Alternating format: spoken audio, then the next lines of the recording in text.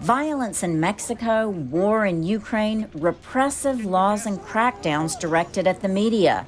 2022 has been a tough year. With journalists jailed in Iran for covering protests or killed in the West Bank covering clashes, arrests and deadly violence are at an all-time high.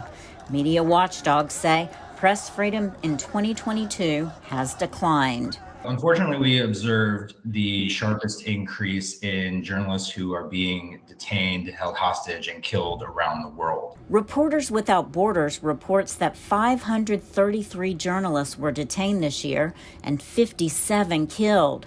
China, Myanmar, and Iran are the top jailers of journalists, while Mexico, Ukraine, and Haiti were particularly deadly countries to cover in 2022.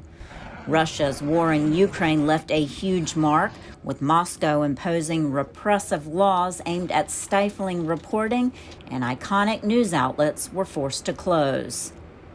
In Ukraine, journalists work to keep staff safe and audiences informed. It's not easy to cover any war, but especially so when it's a war that is in your country and you're not just a journalist who arrives on the scene and then goes home to safety, but there's no safety for you, there's no safety for your family. But war zones aren't the only danger for media. In Mexico, violence and the targeted killings of journalists led to the country's most deadly year. Media watchdogs there say the repercussions are wide. What worries us most is lethal violence, because when a journalist is killed, something known as a double murder happens. The murder of the person and the silencing of the stories and investigations that are not going to be told. It has a very strong, cascading effect of fear and censorship. China continues to be a leading censor of media, and its influence is felt in Hong Kong.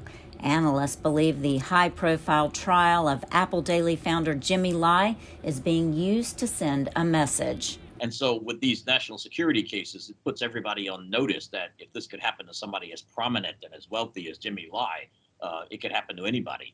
Elsewhere, repressive governments such as Afghanistan's seek to block access to credible news. The Taliban has banned VOA radio broadcasts, but journalists say they'll keep at it.